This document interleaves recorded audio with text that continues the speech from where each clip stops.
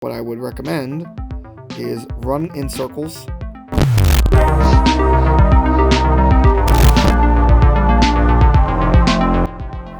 What is up, ladies and gentlemen? Switching it up on you. It's your boy, Gazda. Back at it again with some more Archero for you. Now, today we're going to dive through the Hallows Eve and give a walkthrough on how best to tackle this one. This is like a newish stage because it's got a different backdrop and it's a different kind of style level, but it's kind of similar to everything you're used to so far.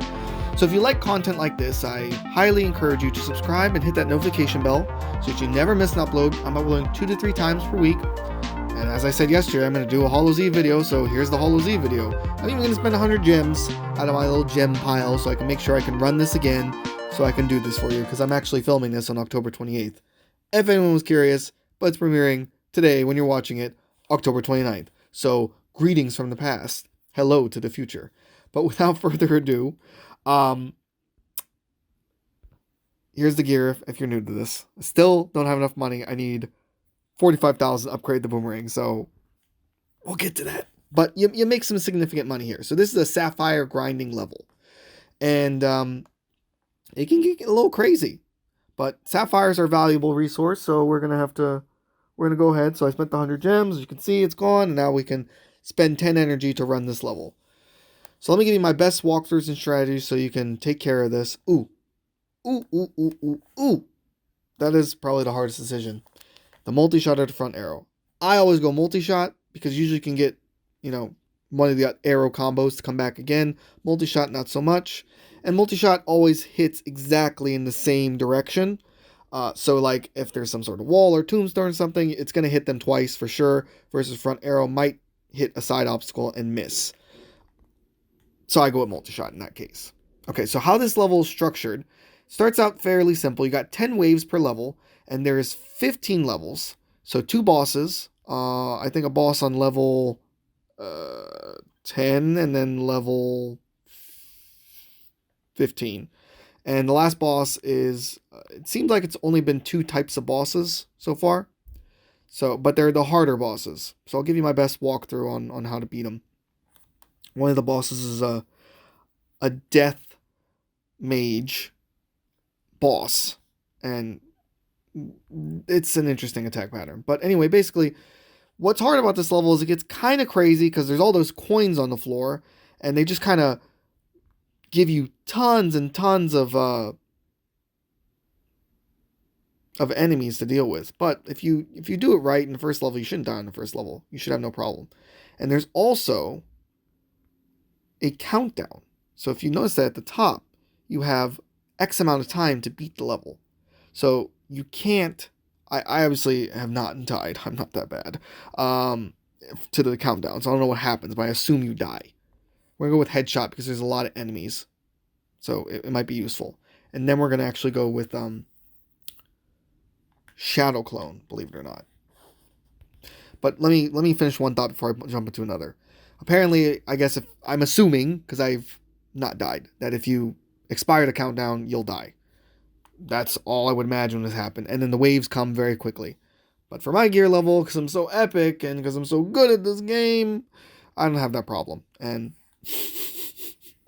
let's just go ahead. But why did I pick Shadow Clone? Because there's so many enemies in this room that it actually can benefit you. And they're usually weak enemies. They just try and just throw a lot of enemies at you. That if you kill them fast enough, you're going to get your own little enemies to, or allies, I should say, to help you take care of the rest of these monsters.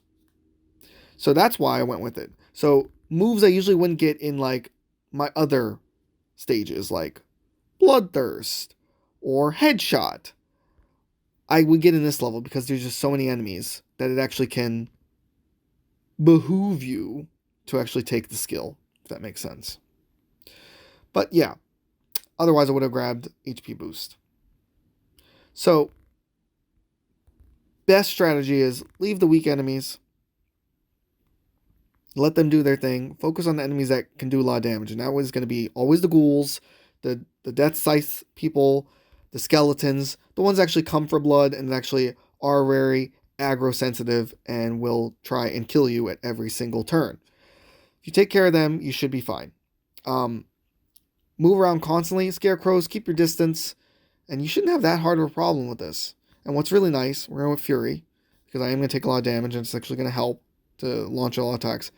First few levels, you're going to level up multiple times, which is good, because there's so many enemies. So even if you don't beat all of it, you will get a good Sapphire haul from running through this. Even if you only make it to a couple of the first few stages. So it's really straightforward, but I'm gonna do the full walkthrough for you anyway, and just show you how I maneuver through all of this loud noise that's going on in this room, so you can see. Maybe it will help with your strategy when you're taking it on. But you can see I'm not standing still very long, and I'm always keeping an eye open on the top and the bottom of the screen. I get close because the boomerang can pierce. Shout out to the boomerang. Did you know I got a legendary boomerang? Did you know that? If not, hey, why don't you check out this video right here at the top. It's me getting the legendary boomerang. So if you want to see all that there is about fusing and all that epicness, then feel free to click that video. We don't get the meteors. Piercing shot, boomerang already has, so we're going to go with Bloodthirst, and that's actually kind of helpful. We leveled up twice. What are we going to get? We're going to go with Blaze, do a little bit more damage, and everything should be Gucci, baby.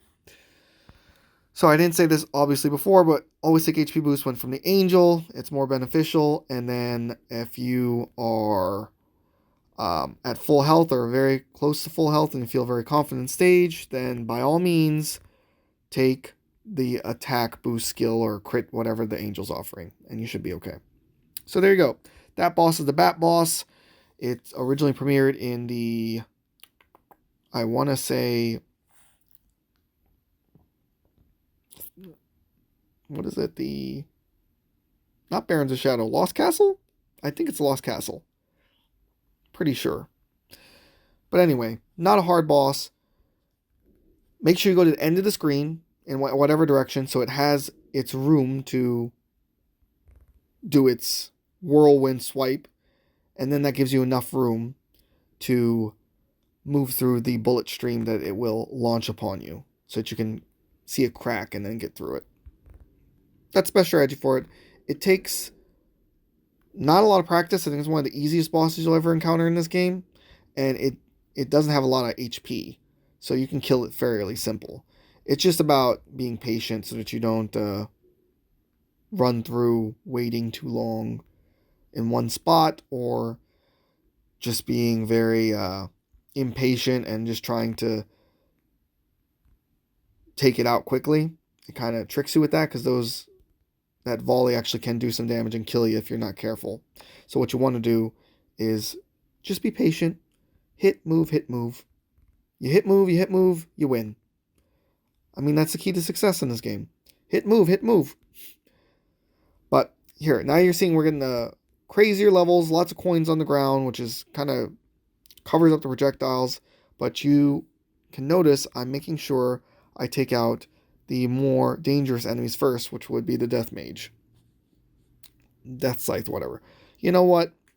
We're not going to do the Summon One-Eyed Bat, because I don't think that the proc will work. It's not going to proc more often. So I chose the Bolt. And then we're going to go Wingman to help absorb some of that projectile. HP boost. Okay, we're probably going to hit 10,000 HP, I would imagine. Maybe. We'd have to get one more. Not quite sure. Anyway, this wave is easy, and now we got a lot of friends to help us. And oh, I didn't know that they actually can proc headshot. How about that? That's something new. I learned something new. Wow, that's cool. I know that your pets can actually proc headshot, but I did not know that these spawned quote-unquote pets can do that too. That's actually pretty dope. Yeah, I would only recommend, like, for a crazy level like this, getting this skill unless there's really nothing else. Because my philosophy is, this game is so random as it is, especially with projectile paths. You don't want to be getting any sort of skill that is more RNG, random number generator. You want something that's going to, for sure, actually proc and hit. So try and limit as much random chance as possible if you want to be successful. That's why I go for Blaze and Multi-Shot and Front Arrow, because those are static abilities that you're always going to have. And you need that. If you're relying on the headshots, you don't know when they're going to proc. Like, I just took out all these enemies. How many headshots I really get? Not very many. We're going to go Front Arrow. Get that redeemed. Yeah, so you don't want to take something that might not end up happening, because then if you need it to happen, it's not going to happen.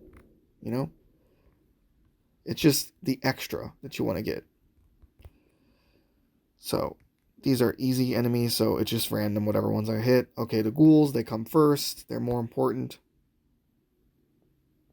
And you see how that bloodthirst is really keeping me alive?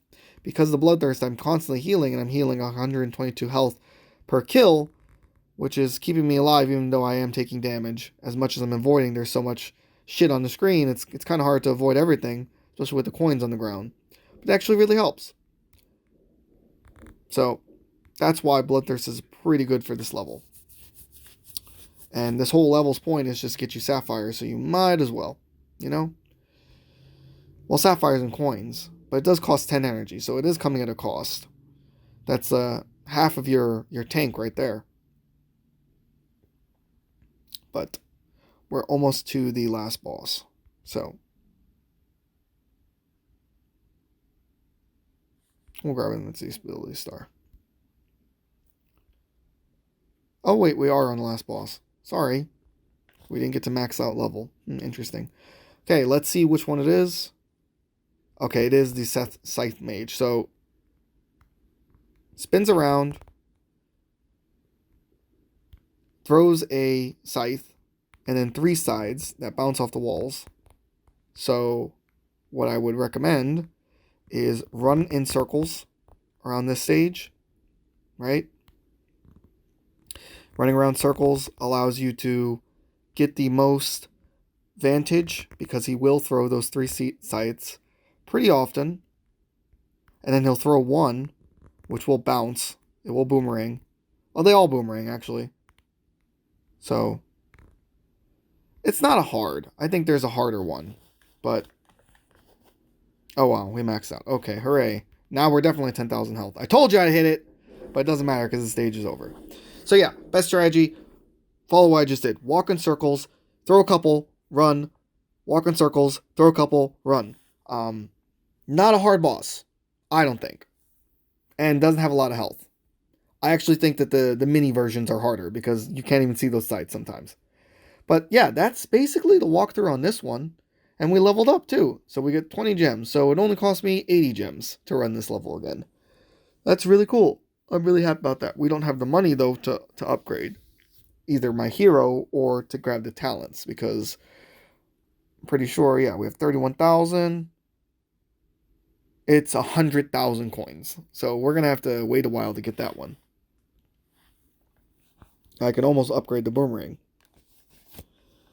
And oh, I could upgrade sapphires like once and put them to level 30. So we might as well do that. There you go.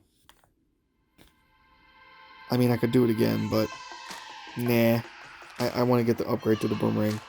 Level 30 is a good part for him to pause on. So anyway, that's going to do it for this video. Remember to subscribe to the channel, hit that notification bell, leave a like, leave a comment. It really helps out with the YouTube algorithm to really get me out there, and so more people can find my channel, find out I'm out here to help, and give you strategies and make you successful at this game. And there will be other videos of other content one day. One day. This will be a running joke when I actually do it. If this channel ever, you know, has like 100, 200, 300, I don't know. I'm very happy and thankful that I'm slowly growing my channel. But if there's ever like a substantial audience, I would be so thankful and happy if it happened. It might be a running joke about people talking about how long it took for me to actually start uploading different content. Even though I want to, I guess I'm not driven enough, and Archero is very easy to record for me. So that's it for you this, guys. I'll see you next time for the next video.